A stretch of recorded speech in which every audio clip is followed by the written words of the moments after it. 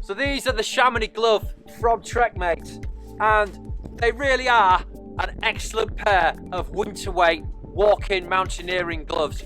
I've had these for 2 years and they've provided an excellent companion in the cold weather that we get in the UK. If anything, they're almost too warm. I tend not to use them around town because I just tend to find my hands cooking them, which is a really good sign, because what I've got these for is for winter mountaineering.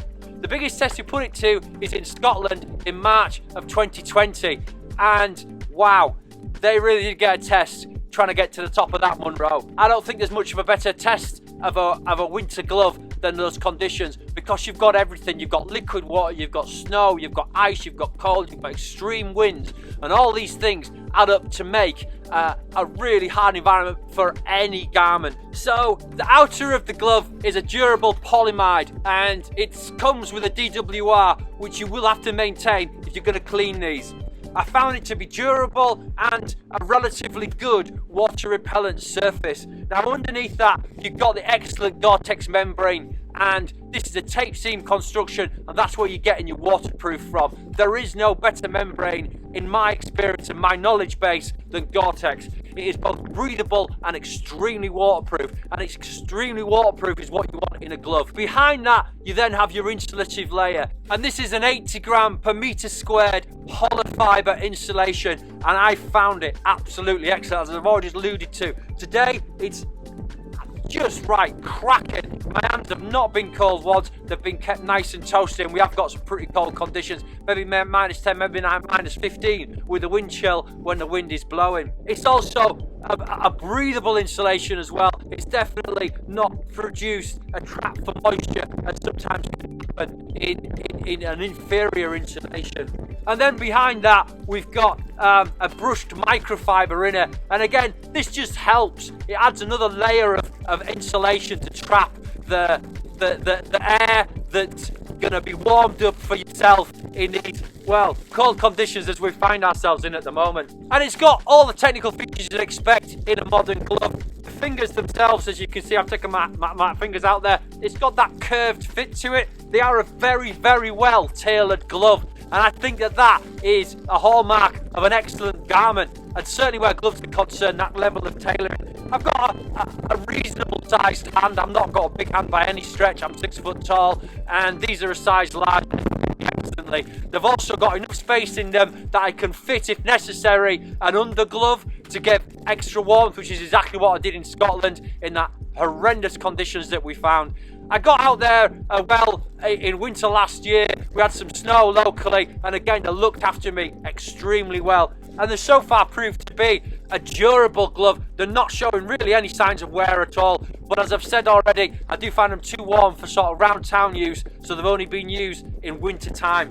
I've not had an ice axe with them yet, but I have been used a lot with walking poles in those hard conditions as well. And again, the PU leather palms have proven themselves to be extremely durable.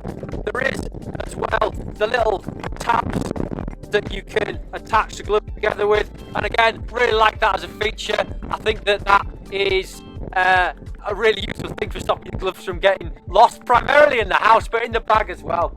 There is a good draw cord adjuster there, so you can get the glove really hunkered down and cut down as much as the air movement as you can.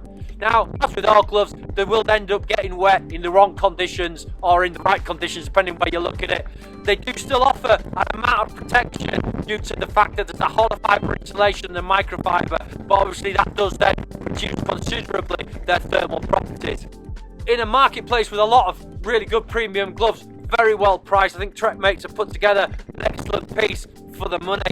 They also have the ubiquitous touchscreen capability now in gloves.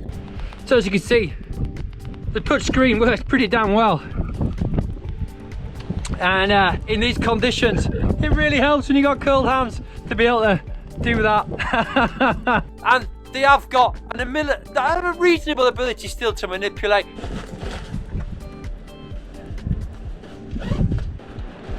So as you can see, I can pretty much do all the tasks that I need to do with my gloves still on, and on a cold day like today.